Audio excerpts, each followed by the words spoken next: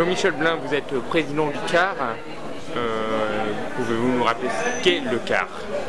Eh bien, le CAR, c'est le club des amateurs d'anciennes Renault du Mans, parce qu'il y a d'autres cars en France, mais nous sommes au Mans et nous regroupons des collectionneurs de voitures anciennes qui ne sont pas forcément que des Renault d'ailleurs, mais principalement de Renault. Alors, le CAR organise bien sûr les 5 litres et les 2 litres du Mans. C'est bientôt, hein? Et oui, c'est dans 15 jours, ce sera le dimanche 15 avril. Donc les 5 litres du Mans et les 2 litres du Mans. Les 5 litres du Mans sont pour des voitures anciennes d'avant-guerre et les 2 litres du Mans pour des motocyclettes.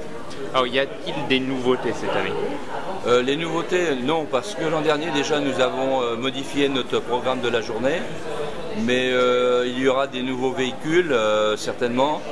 L'an dernier déjà, on avait noté l'arrivée de voitures que nous n'avions jamais vues dans la Sarthe.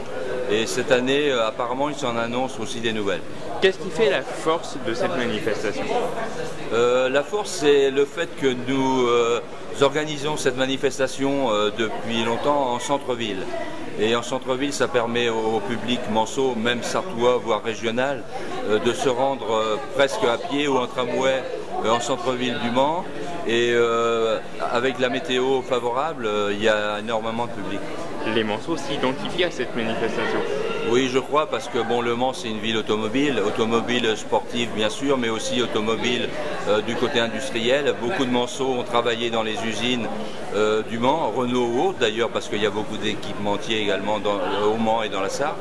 Et donc les gens s'attachent à tout ce qui tourne autour de l'automobile. Alors un mot sur le parcours? Avec les travaux, c'est pas dit. Oui, mais bon, la chance que l'on a, c'est qu'avec la nouvelle ligne de tramway, c'est au-dessus de notre parcours, puisque nous, on tourne en haut du tunnel pour redescendre vers la ville, et les travaux sont aux Jacobins. Donc le parcours reste le même que les 2 ou 3 dernières années. Il n'y a aucune modif, donc pas de souci pour nous.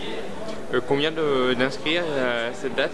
Eh bien, comme toujours, nous faisons le plein pour la parade et pour les motocyclettes, c'est-à-dire ça fait 50 et 50 participants.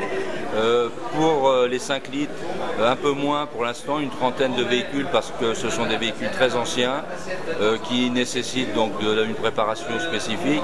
Et on a des nouveaux véhicules, mais on a du mal à monter en nombre de participants. L'appel est lancé?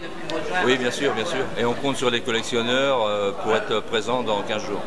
Merci beaucoup. Et puis on peut rappeler, vous avez une autre manifestation, hein? Oui, on parle de véhicules anciens. Il faut savoir que le CAR, Le Mans, va organiser cette année le 10e rassemblement national de Juva 4. Alors la Juva 4, c'est quoi? C'est une voiture qui a été fabriquée par Renault à partir de 1937 jusqu'aux années 60.